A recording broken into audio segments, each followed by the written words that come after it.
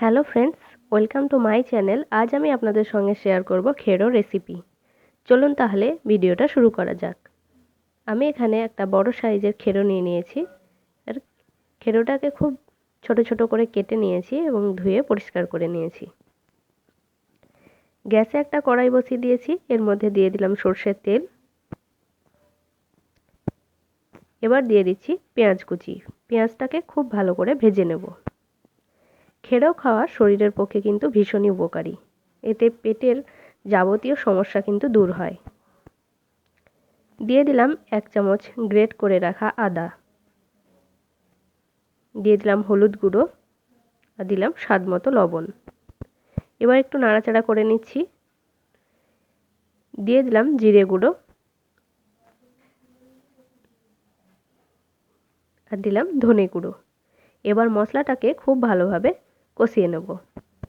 মশলা খুব ভালোভাবে ভেজে নেওয়া হয়ে গেছে। এর মধ্যে আগে থেকে কেটে রাখা খেরোটা দিয়ে দিলাম।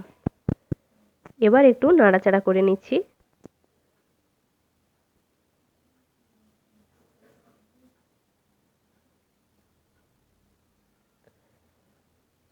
একটু নাড়াচাড়া করে নেওয়ার পর ঢাকা দিয়ে 5 মিনিটের জন্য রেখে দেব।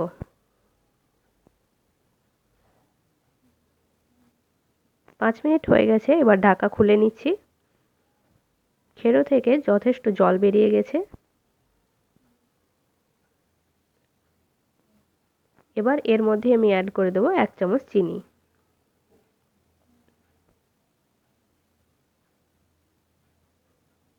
এবার আবারও কিছুক্ষণ ঢাকা দিয়ে রান্না করে নেব।